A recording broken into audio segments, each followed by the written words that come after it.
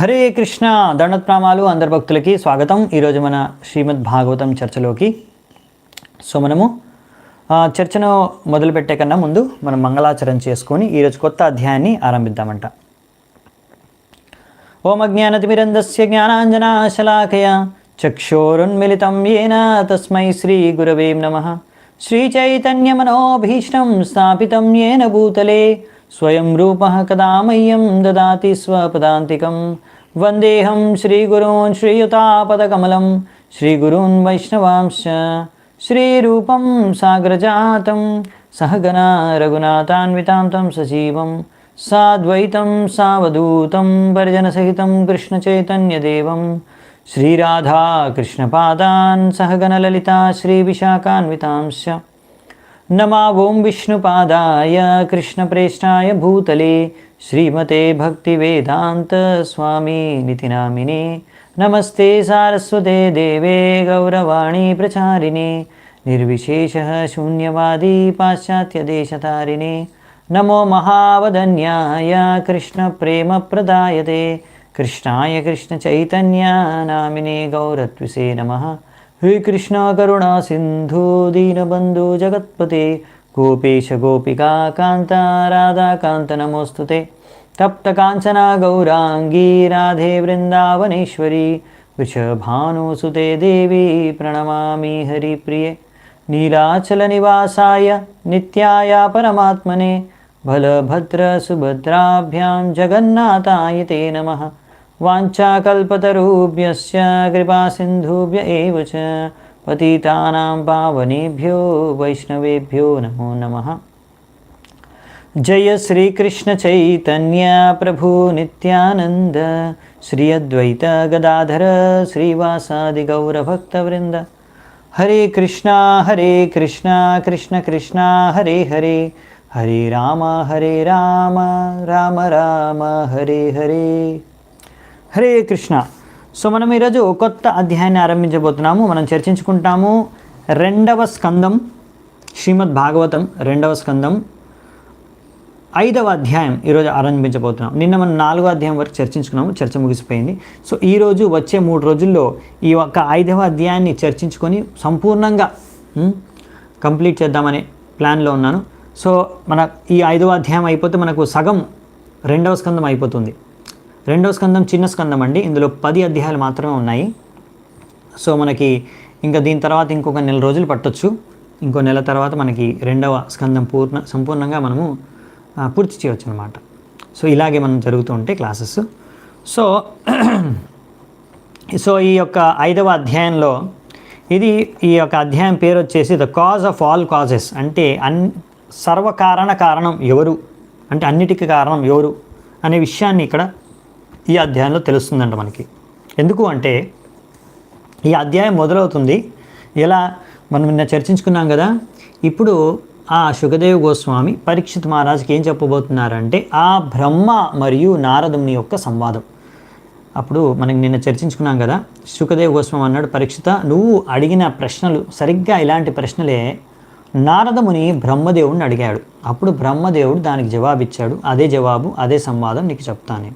So ఇప్పుడు నారదుని అడిగిన ప్రశ్నల్ని మనం ముందుగా చూస్తామన్నమాట. ఆయన మొదటి 2 శ్లోకాల్లోనే ఈరోజు మనం చూస్తాము. నారద ముని ముఖ్యంగా స్పష్టంగా 2వ శ్లోకంలో చెప్పాలంటే 6 ప్రశ్నలు అడుగుతారు. ఏంటండి 6 ప్రశ్నలను అడుగుతాడు. చాలా ముఖ్యమైన ప్రశ్నలు. దీని ఆధారంగానే మనకు ముందుకు సాగుతుంది అధ్యాయము. 6 ప్రశ్నలు అడిగిన తర్వాత నారదుని బ్రహ్మదేవుడికి ఇంకొన్ని తనలో ఉన్న సందేహాలని అపోహలని వ్యక్తం చేస్తాడనమాట. సో అంటే అది అపోహ అని కాదు, అతనుకున్న కొన్ని రకమైన అర్థాన్ని, అంటే తను ఎలా అర్థం చేసుకుంటాడు విషయాల్ని, అసలు ఆయన సరిగ్గా అర్థం చేసుకుంటున్నాడా లేదా, నారదుని తనకున్న సందేహాల్ని మనోభావాన్ని వ్యక్తపరుస్తాడు బ్రహ్మదేవుడికి. సో బ్రహ్మదేవుడు ఇది విన్న తర్వాత ముందుగా నారదునికి ఉన్న ఆ సందేహం, ఆ అపోహల్ని దూరం చేస్తాడు. ఆ విషయాన్ని ఈరోజు మనం చూస్తామన్నమాట. దాని తర్వాత ఈయన 6 ప్రశ్నలకి జవాబు ఇవ్వడం మొదలు పెడతాడు. అది మనం రేపటి నుంచి చూస్తామన్నమాట. సో మరి ఈ విధంగా జరుగుతుందండి. సో మరి మనము మొదటి ప్రశ్న నుంచి ఈరోజు చర్చను ఆరంభిద్దామంట. మొదటి శ్లోకం నుంచి. నారద ఉవాచ అంటే నారదముని పలికాడనమాట.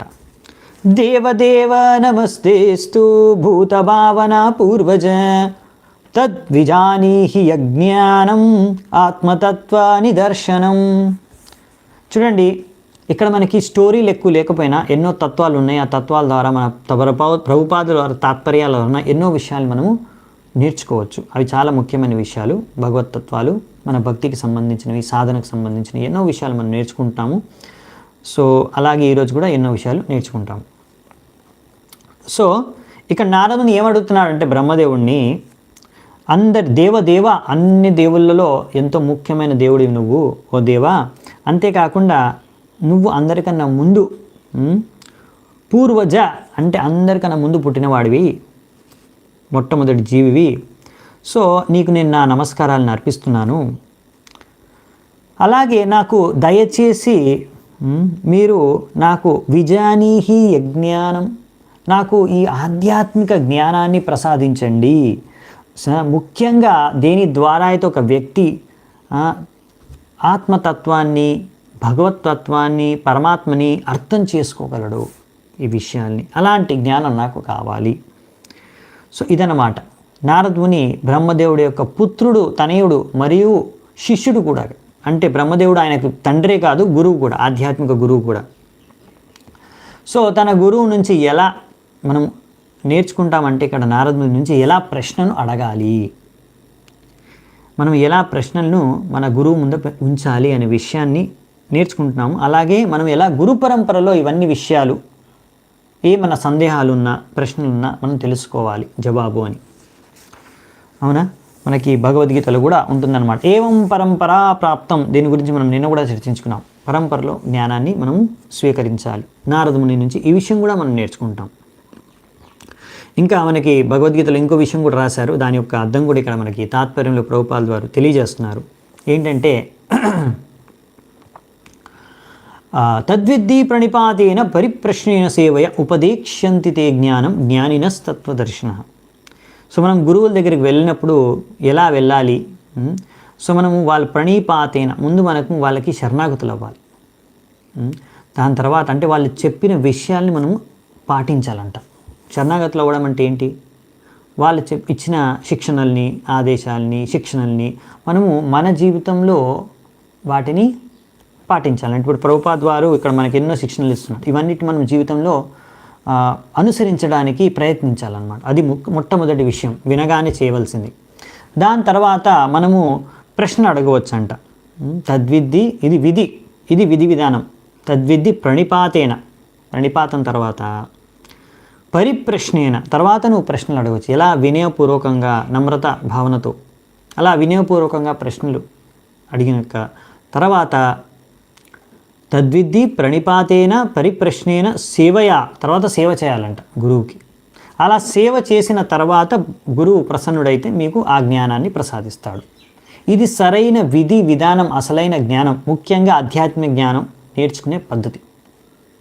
ఏ జ్ఞానమైనా ఈ విధంగా నువ్వు జ్ఞానం నేర్చుకుంటే నీకు సరిగ్గా ఆ జ్ఞానం అనేది నీ లోపల ప్రవేశించి దాని యొక్క నువ్వు అర్థాన్ని సరిగ్గా అర్థం చేసుకోగలవు. ఇంకా దాని యొక్క ఉపయోగాన్ని, అంటే దాన్ని మనము మన జీవితంలో ఉపయోగించుకోవచ్చు అంట.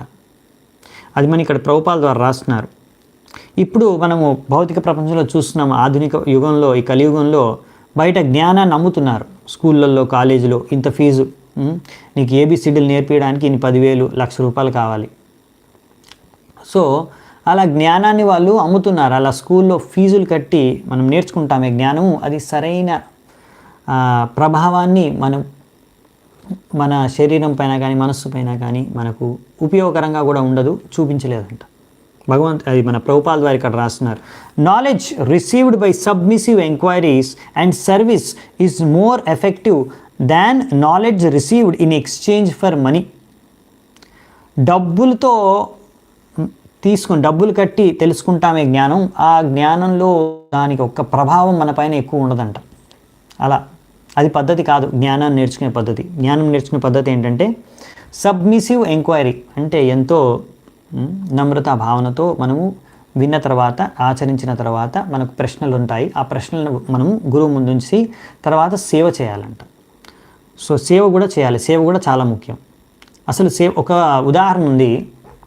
భక్తి సిద్ధాంత సరస్వతి ఠాకూర్ అంటే శీల ప్రభుపాద ద్వారా గురువు వాళ్ళ చరిత్రలో, ఆయన దగ్గరకు ఒకసారి ఒక పెద్ద మహాత్ముడు వచ్చాడు. అంటే మహాన్ వ్యక్తి, మహాత్ముడు అని కాదు కానీ మహా వ్యక్తి. ఆయన పేరు గొప్ప వ్యక్తి మదన్ మోహన్ మాల్వీ అని, చాలా గొప్ప వ్యక్తి, కొంతమందికి తెలిసి ఉంటుంది ఆయన పేరు. ఆయనకి కొన్ని ప్రశ్నలు సందేహాలు ఉంటే కనుక్కుందామని వచ్చాడనమాట భక్తి సిద్ధాంత సరస్వతి ఠాకూర్ దగ్గరికి.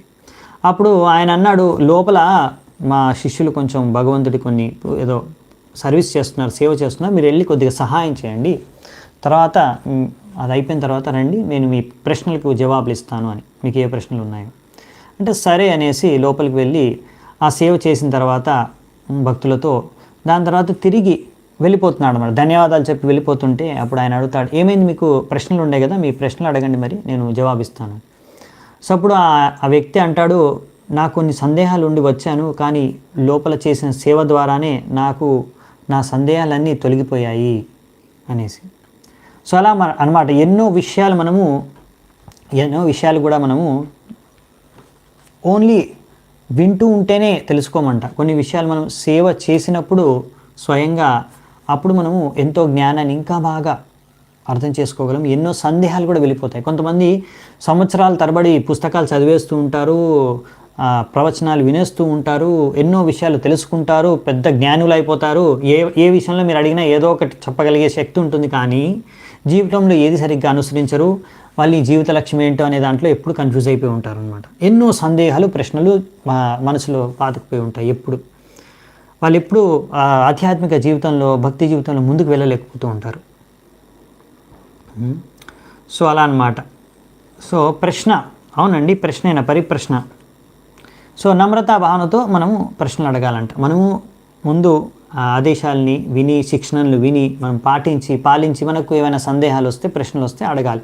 లేకపోతే ఏమైనా సరిగ్గా అర్థం కాకపోతే ప్రయత్నించిన తర్వాత కూడా, మనం అర్థం చేసుకోవడానికి ప్రయత్నించిన తర్వాత కూడా, సరిగ్గా విన్న తర్వాత కూడా, అప్పుడు కూడా ఆ ప్రశ్నలు మనం అడగొచ్చు.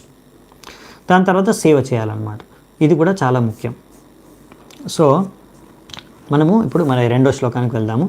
సో దీనికన్నా ముందు ఒక విషయం, మీరు చాలామంది మన ప్రవచనాల్లో వస్తున్నారు రెగ్యులర్గా, చాలా ధన్యవాదాలు.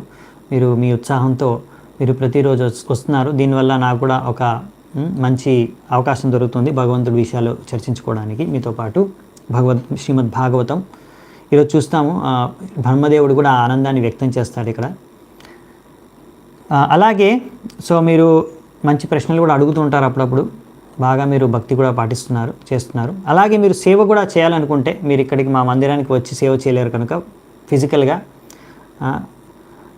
అందుకనే మీరు కావాలనుకుంటే, సేవ చేయాలనుకుంటే మాత్రం తప్పకుండా మీరు సేవ చేయొచ్చండి. దీనికి కొన్ని విషయాలు, ఎలా సేవ చేయొచ్చు మీరు భగవంతుడికి మా దగ్గర ఇస్కాన్ హబీపూర్లో, దాని గురించి నేను మన వాట్సాప్ గ్రూప్లో సందేశం కానీ వివరాలు కానీ నేను పెడతాను. సో ఎవరికైనా అలా ఇచ్చ ఉంటే సేవ చేయాలని భగవంతుడికి, ఎవరైనా భగవంతుడికి సేవ చేయాలనుకున్నా వాళ్ళ శక్తి సామర్థ్యం అనుసారంగా వాళ్ళు సేవ చేయొచ్చు.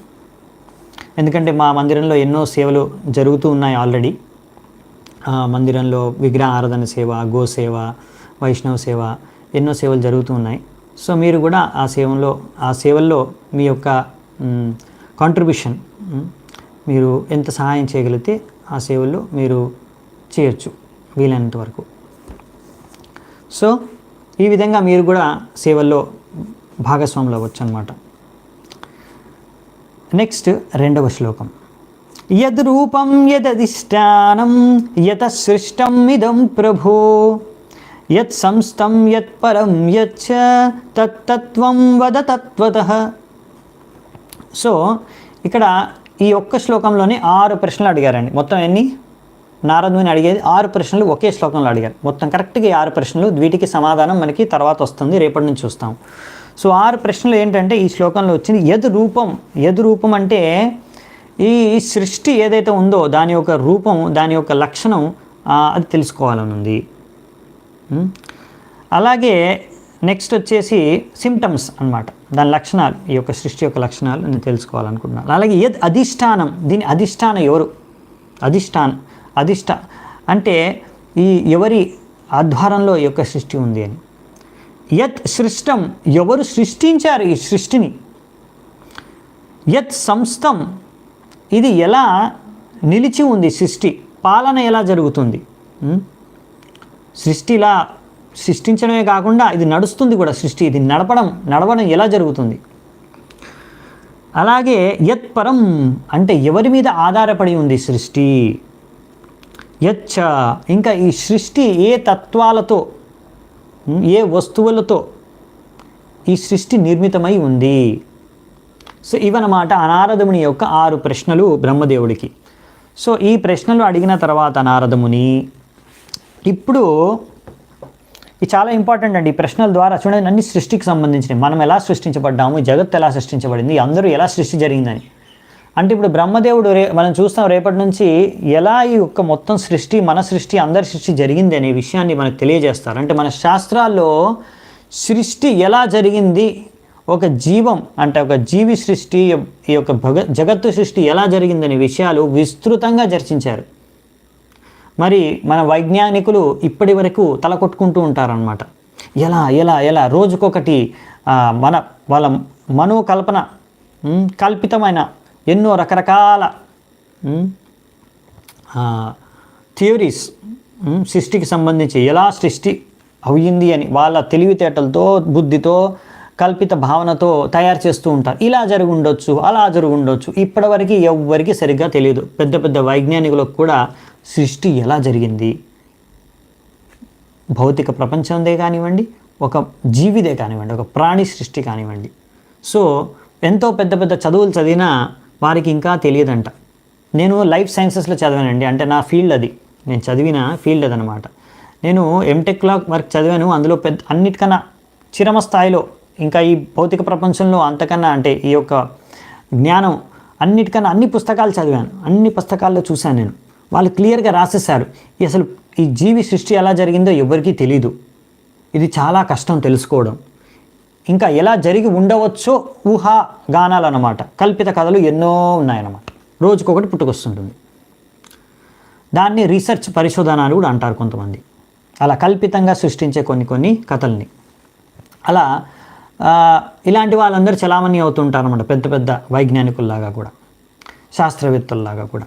సో మరి నేను చూశానండి స్వయంగా నా కళ్ళతో. నేను ఆ ఫీల్డ్లో నుంచే వచ్చాను, అందుకే నాకు దాని మీద ఇంట్రెస్ట్ వెళ్ళిపోయింది. వీళ్ళందరూ సామాన్య ప్రజలంతా మూర్ఖులను తయారు చేస్తున్నారు.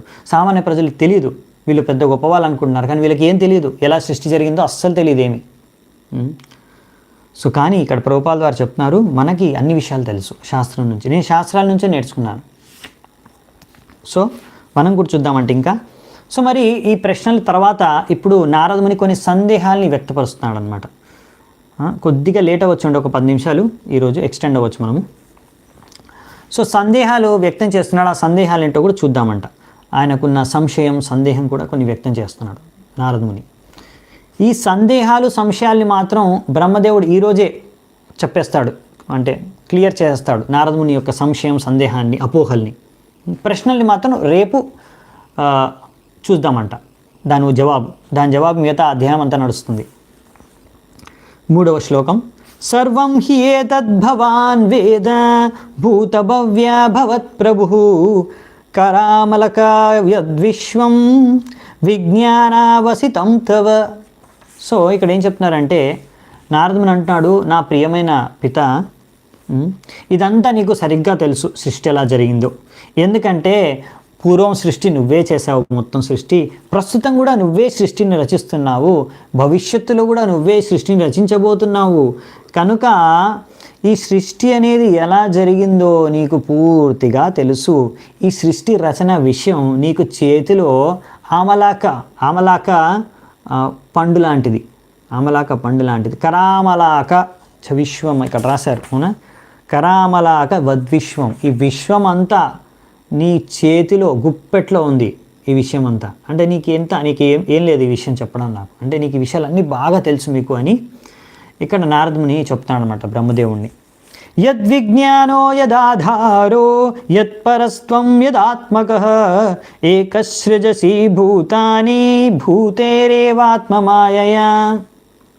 సో మళ్ళీ అడుగుతున్నాడు, ఇక్కడ చెప్తున్నాడు నారదుని ఏమంటాడంటే, ఓ ప్రియపిత, పరమపిత బ్రహ్మదేవుడిని అంటున్నాడు ఏమని, ఈ యొక్క మొత్తం జ్ఞానం యొక్క మూలం ఎక్కడి నుంచి? మీకు ఎంతో జ్ఞానం ఉంది కదా, ఈ జ్ఞానం మూలం ఎక్కడ అంటే మీరు ఎక్కడి నుంచి ఈ జ్ఞానాన్ని పొందారు? ఆ గల కారణం ఎక్కడ? ఎంత జ్ఞానం ఉంది మీకు, ఈ జ్ఞానం ఎక్కడి నుంచి మీరు తెలుసుకున్నారు, ఎక్కడి నుంచి మీకు తెలిసింది అంత విషయాలు?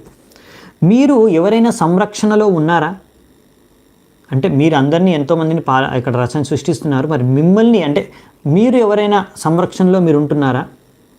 మీరు ఎవరి కింద పనిచేస్తున్నారు? ఇంత సృష్టి రచిస్తున్నారు, మరి ఎవరి ఆదేశానుసారంగా లేకపోతే ఎవరి కిందైనా పనిచేస్తున్నారా? అసలు మీ స్థానం ఏంటి? అసలు స్థానం ఏంటి మీది? అంటే మీరే గొప్ప, అందరికన్నా పరం భగవంతుడు మీరేనా? మీరే అన్నీ మీ యొక్క శక్తి సామర్థ్యం ద్వారానే ప్రతి ఒక్క సృష్టిలో ఉన్న ప్రతి ఒక్క విషయాన్ని రచిస్తున్నారా? అది సందేహం అన్నమాట నారదమునికి. మరి అదేంటి మీరు ఇప్పుడే ఇంతకుముందు ఏమో అన్నారు అన్నీ మరి బ్రహ్మదేవుడు చేస్తున్నాడు అనేసి, మళ్ళీ సందేహాన్ని ఎందుకు వ్యక్తం చేశాడంట చూద్దామంట. అంటే ఇప్పుడు నారదుని కన్ఫామ్గా లేదు, ఆయనకు అనిపిస్తుంది బ్రహ్మదేవుడే అన్ని సృష్టిని రచిస్తున్నాడు, ఆయన కొంచెం డౌట్ ఉందన్నమాట నారదునికి. అది ఎందుకో కూడా చూద్దామంట. ఆత్మన్ భావయసేతాని న పరాభావయం స్వయం ఆత్మశక్తిం అవష్టాభ్య ఊర్ణనాభిర్ ఇవాక్లమః. సో ఇక్కడ ఒక ఉదాహరణ ఇస్తున్నారన్నమాట. నాభి, ఇక్కడ నాభి అంటే ఊర్ణనాభి అంటే అది స్పైడర్ అనమాట. స్పైడర్ని ఏమంటాడు? జల్లేడు పురుగు అంటాను అనుకుంటా. స్పైడర్ జల్లేడు పురుగు. అది స్పైడరు తన నోట్లోంచే సృష్టిస్తుంది. బయట దానికి ఇంకా వేరే పదార్థం అవసరం లేదు, ఎవ్వరి సహాయం అవసరం లేదు. ఎవ్వరి సహాయం, ఏ వ్యక్తి ఇంకొకరి సహాయం తీసుకోకుండా సొంతంగా తన శరీరంలోంచే తన నోటిలోంచి ఒక పదార్థాన్ని సృష్టించి ఆ పదార్థం ద్వారా తన ఇల్లుని సాలెపురుగు సాలెపురుగు స్పైడర్. ఆ సాలెపురుగు తన నోటిలోంచి ఒక పదార్థాన్ని సృష్టించి ఆ పదార్థం ద్వారా తన ఇల్లుని కట్టుకుంటుంది. మీరు చూసే ఉంటారు కదా, ఎక్కడెక్కడో బూజు పట్టేస్తూ ఉంటుంది ఇంట్లో సాలెపురుగు. ఇక్కడ కూడా నా పక్కనే ఉంది ఒకటి. సో ఇది ఎలాగైతే తన సామర్థ్యంతో తన శక్తితో స్వతహాగా ఎవ్వరి సహాయం లేకుండా తన సృష్టి అంటే తన ఇల్లుని ఎలా సృష్టించుకుంటుందో, మీరు కూడా అలాగే ఈ యొక్క సృష్టి రచనను మీ సామర్థ్యంతో ఎవ్వరి సహాయం లేకుండా సృష్టిని రచించారని నాకు అనిపిస్తుంది. నాహం వేద పరం హ్యస్మిన్ నా పరం నా సమం విభో నామరూపా గుణైర్భావ్యం సత్ అసత్ కించిదన్యతః. సో ఇక్కడ ఏం చెప్తున్నారంటే, మేము ఎన్నో విషయాలు చూస్తాం, ఎన్నో పేర్లు వింటాం, ఇది ఆ పేరు ఈ పేరుతో ఎన్నో పదార్థాలు, ఎన్నో విషయాలు, ఎన్నో వస్తువులు, ఎన్నో రకాల ప్రాణులు, ఎన్నో విషయాలు ఇక్కడ పెద్దవి చిన్నవి తక్కువ ఎక్కువ ఎన్నో ఈ మొత్తం భౌతిక ప్రపంచంలో ఎన్నో విషయాలు ఉన్నాయి, అవునా? సో ఇవన్నీ మీరే సృష్టించారు, ఎంత గొప్పవారు మీరు అని నారదుని అంటున్నారు. అప్పుడే మీరే అన్ని సృష్టించారంటారు, మళ్ళీ మీరే సృష్టించారా అన్నట్టుగా ప్రశ్నిస్తారు. అది ఎందుకో కూడా చూద్దామంట. ఇప్పుడు లాస్ట్కి అదే ఆయన సందేహం, ఎందుకు మరి అన్నీ మీరే సృష్టించారు మాకు కనిపిస్తుంది, మా ముందే మీరు సృష్టిస్తున్నారు, ఇవన్నీ రోజు మీరు సృష్టి రచన చేస్తున్నట్టు మేము చూస్తున్నాం మా కల్లారా. కానీ అయినా మాకెందుకు సందేహం ఉందంటే, నాకెందుకు సందేహం వస్తుందంటే అది 7వ శ్లోకంలో చెప్తారనమాట, వ్యక్తం చేస్తున్నారు స్పష్టంగా నారదుని తన సందేహాన్ని. ఎందుకు ఆయన సంపూర్ణంగా ఇంకా స్వీకరించలేకపోతున్నాడు బ్రహ్మదేవుడే అంత సంపూర్ణమైన సృష్టికర్త పరం భగవానుడు అని. సభవానాచరద్ఘోరం యత్తప సుసమాహితః తేన ఖేదయసేనస్త్వం పరాశంఖాం చ యచ్చసి. ఇది నా శంక, ఇది నా డౌటు, దీని డౌటుని అంటే నా యొక్క సందేహాన్ని మీరు సందేహాన్ని మనం తీరుస్తారనేసి కోరుతున్నాను. ఆ సందేహం ఏంటంటే,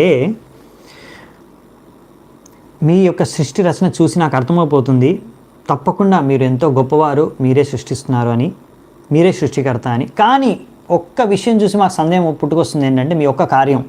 ఆ కార్యం ఏంటంటే మీరు కూడా ఘోర తపస్సులు చేస్తుంటారు, ఎవరిపైనో ధ్యానం చేస్తున్నారు, ఎన్నో సంవత్సరాలు సంవత్సరాలు కూడా ఒక్కొక్కసారి మీరు ధ్యానంలో కూర్చుంటారు, తపస్సులు చేస్తుంటారు. మీరు ఎవరిపైన తపస్సు చేయాలి, ఎవరి కోసం తపస్సు చేస్తున్నారు, ఎవరిపైన ధ్యానిస్తున్నారు అంటే మీకన్నా ఎవరైనా పైన ఉన్నారా? అందుకే మాకు సందేహం. ఎవరి కోసం తపస్సు చేస్తున్నారు మీరు, ఎవరిపైన తపస్సు ధ్యానం చేస్తున్నారు, దానికి గల కారణం మాకు కావాలి. అందుకని మా సందేహం.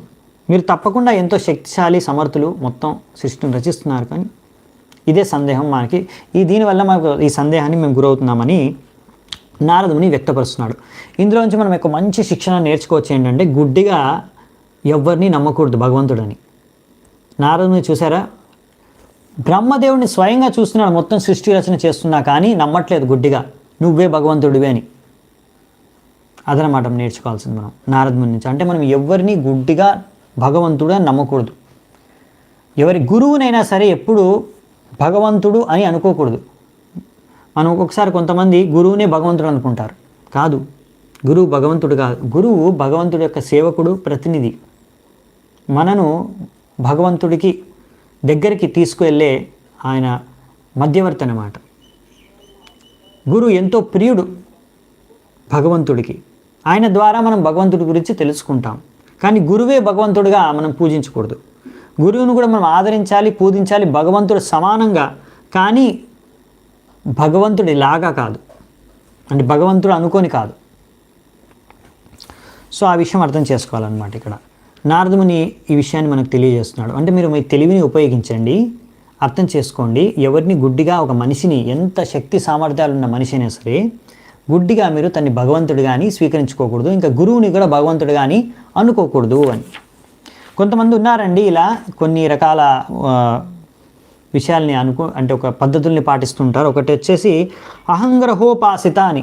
వాళ్ళు ఏం చేస్తూ ఉంటారంటే వాళ్ళనే పూజించుకుంటారంట, వారే ఆరాధించుకుంటారంట. ఎందుకంటే వాళ్ళే భగవంతుడు అనుకుంటారు. నేనే దేవుణ్ణి, నన్ను నేనే పూజించుకుంటాను అని వాళ్ళు ఆరాధించుకుంటూ భవిష్యత్తులో నేను భగవంతుడిని అయిపోతాను కానీ ఇప్పటి నుంచే ఆరాధించుకుంటూ ఉంటారంట. లేకపోతే తర్వాత భగవంతుడిని అవుతాననేసి ఆలోచిస్తూ ఉంటారంట.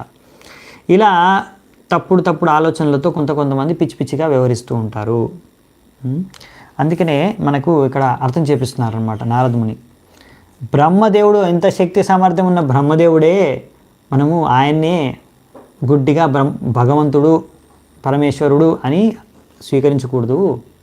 అటువంటిది ఒక సామాన్య మనిషిని ఎలా మనం స్వీకరిస్తాం భగవంతుడు అనేసి. ఏతన్మే ప్రచ్చత సర్వం సర్వజ్ఞ సకలేశ్వర విజానీహి యతై వేదం అహం బుద్ధ్యేనుశాసిత. సో అక్కడ చెప్తున్నాడు ఇప్పుడు నారదుముని, నా ప్రియపిత, మీ పరంపిత, నీకు అన్నీ తెలుసు, నువ్వు అన్నిటినీ నిర్దేశిస్తున్నావు, నీకు అంత జ్ఞానం ఉంది కనుక నేను అడిగిన ఈ ప్రశ్నలు, నాకున్న ఈ సందేహాల్ని నువ్వు దూరం చేయాలని నేను కోరుకుంటున్నాను, నేను యాచిస్తున్నాను అనేసి, నేను నీ యొక్క శిష్యుడిని, దయచేసి నాకు ఈ జ్ఞానాన్ని, నాకు జ్ఞానోదయం చేయండి అనేసి ప్రార్థించుకుంటున్నాడు నారదుని బ్రహ్మదేవుడికి. ఇది విన్న బ్రహ్మదేవుడు ఎంతో హర్షాన్ని, ఆనందాన్ని వ్యక్తం చేస్తాడు. ఎందుకు చూద్దాం.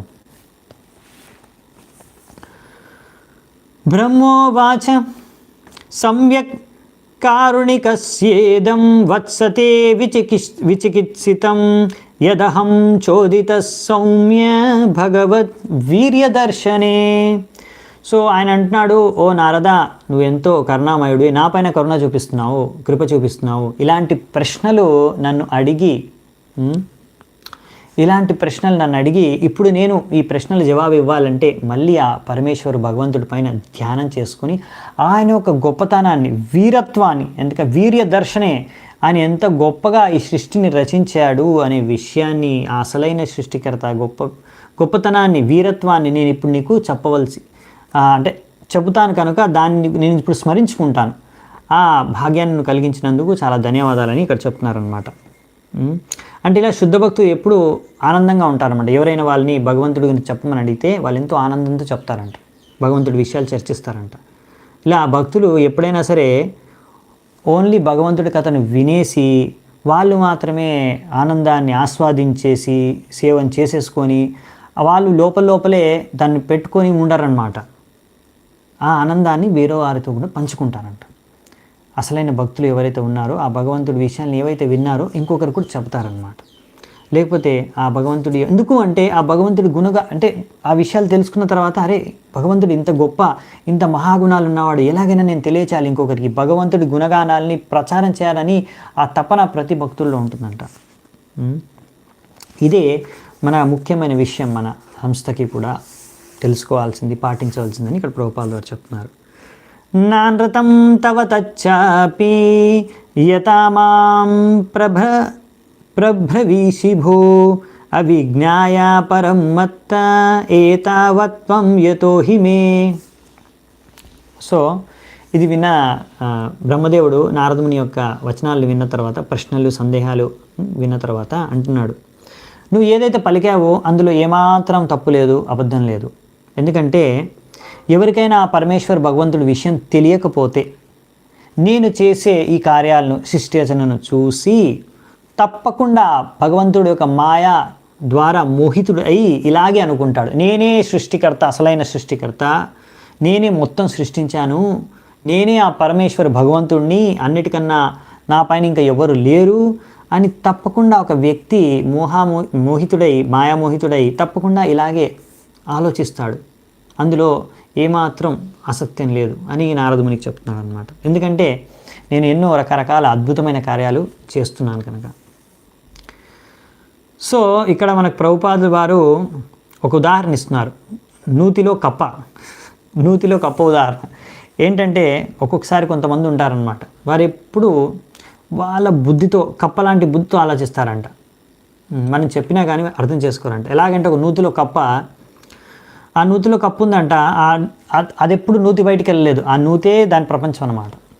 బయట నుంచి సముద్రం నుంచి ఇంకో కప్ప వచ్చిందంట, ఆ సముద్రం చూసి వచ్చిందంట ఒక కప్ప, ఆ నూతిలోకి వచ్చి, నీకు తెలుసా పెద్ద సముద్రం ఉంది బయట, ఎంతో పెద్దగా ఉంటుంది, ఈ నూతి కన్నా ఎన్నో రెట్లు పెద్ద అంటే, అప్పుడు ఆ కప్ప ఇక్కడ మనకు ప్రభుపాదుల వారు రాశారు, ఎంత గొప్పగా ఉంటుంది ఏంటి, నేను తన పొట్టని పెంచుకుంటుందంట, సైజు పొట్టని బాగా పెద్దగా చేసి, ఇంత పెద్దగా ఉంటుందా ఈ యొక్క సముద్రము, లేకపోతే దాంతో పోలుస్తుందంట, దాంతో పోల్చి దీనికి ఎన్ని రేట్లు ఉంటుంది, 1 రేటు 2 రేట్లు అని దుంకుకుంటూ పోల్చుకుంటూ చూస్తే ఆ తర్వాత అది ఎంత పోల్చినా ఎంతసేపటికి అది ఒప్పుకోదన్నమాట. అంటే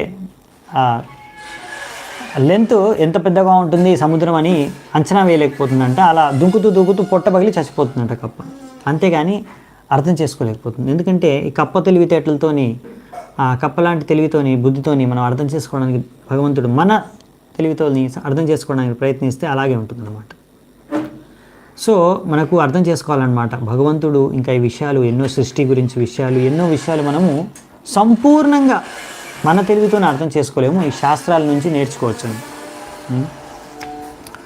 సో ఇలా మనము అర్థం చేసుకోవాల్సింది ఏంటంటే, ఎవరైనా వ్యక్తి మనం ఒక్కొక్కసారి తక్కువగా, అంటే భగవంతుడి జ్ఞానం, ఈ శాస్త్ర జ్ఞానం లేనివారు చాలామంది ఇలా ఎవరైనా ఎంతో శక్తి సామర్థ్యాలతో ఉన్న ఒక వ్యక్తిని చూస్తే, నాకన్నా ఎంతో సామర్థ్యం ఉంది ఈ వ్యక్తికి, ఈయన భగవంతుడేమో అనుకుంటారు కొంతమంది, అవునా?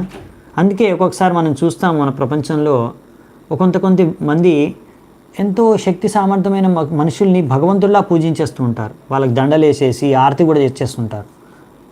మనం చూస్తాం సినిమా స్టార్లకి, లేకపోతే క్రికెట్ స్టార్లకి కూడా కొంతమంది పూజలు చేసేస్తూ ఉంటారు, భగవంతుడిలాగానే ఆరాధిస్తారు వాళ్ళని.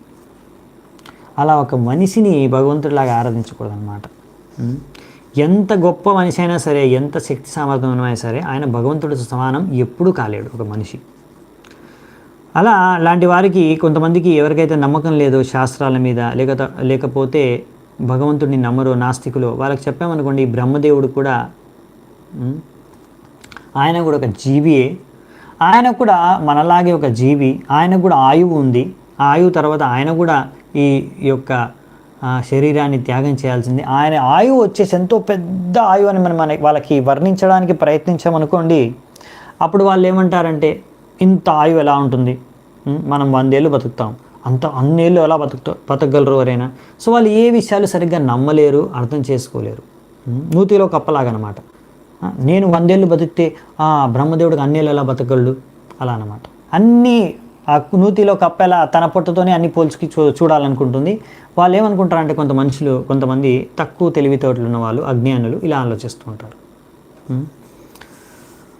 సో మన బ్రహ్మదేవుడు వచ్చేసి చాలా అంటే చిన్న వయసు అంట. ఇంకా మన బ్రహ్మదేవుడికి ఓన్లీ 4 తలకాయలు ఉన్నాయి. ఇంకా వేరే బ్రహ్మాండాల్లో ఉన్న బ్రహ్మదేవుడికి ఇంకా ఎక్కువ తలకాయలు ఉన్నాయంట.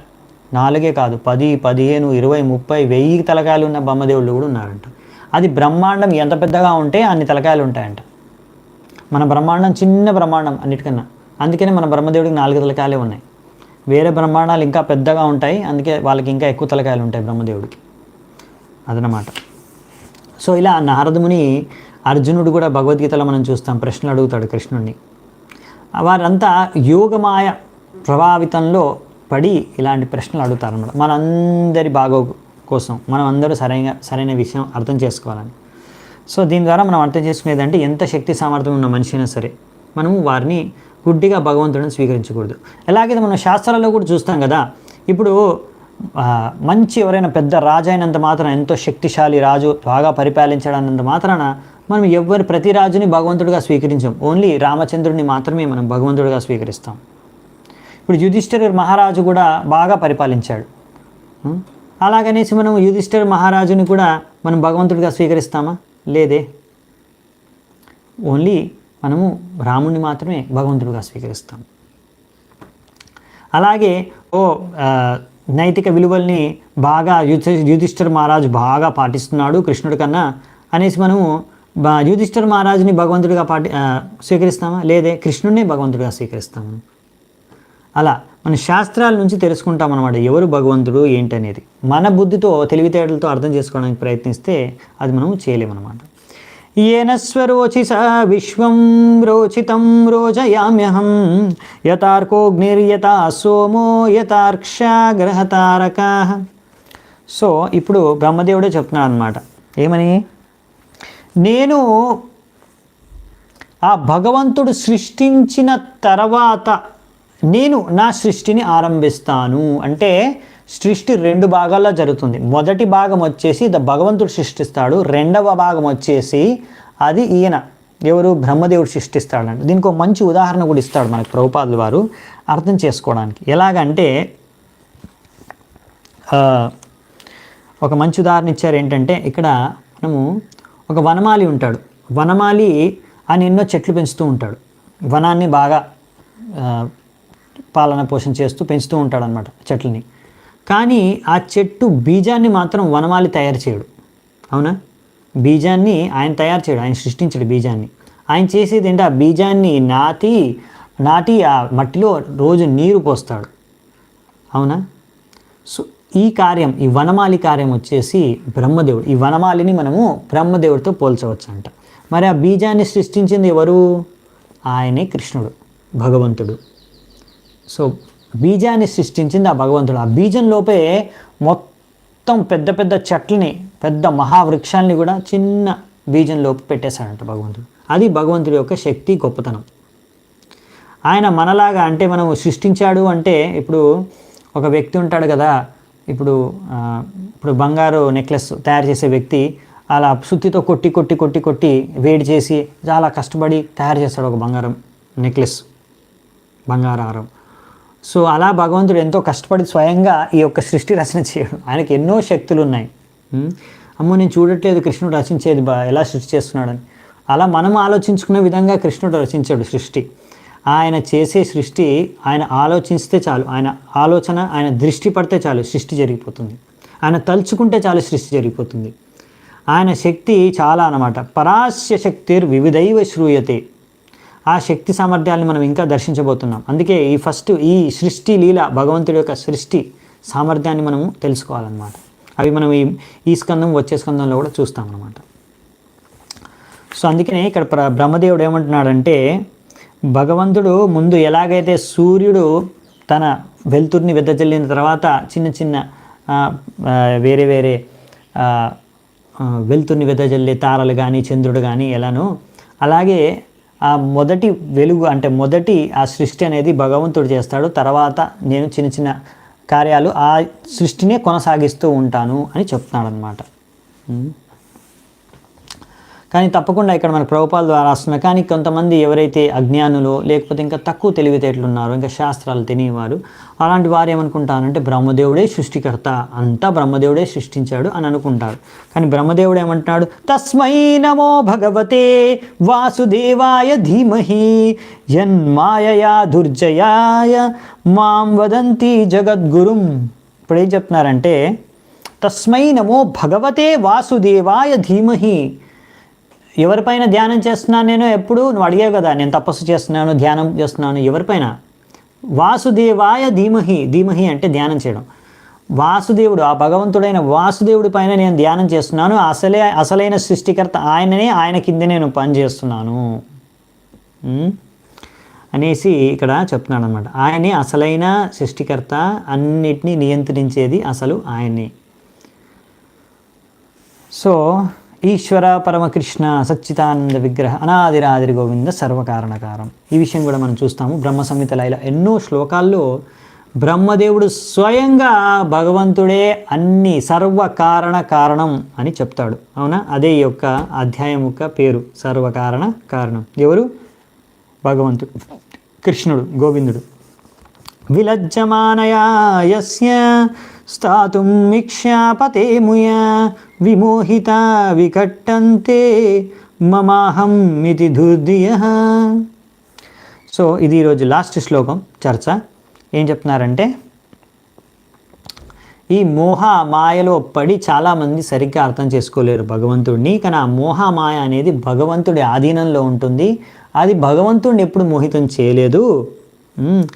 అది ఎవరిని మోహితం చేస్తుంది అనేది వాళ్ళు ఎవరైతే సామాన్యులు కొంతమంది మోహితులైపోతారో వాళ్ళు ఎప్పుడు మమాహం ఇది దుర్దియ, వాళ్ళు ఎప్పుడు మా ఎప్పుడు నాది, నావారు, నేను నాది, నేను నాది, ఐ అండ్ మైన్. వీళ్ళెప్పుడు ఇలాంటి చింతలో ఉంటారంట.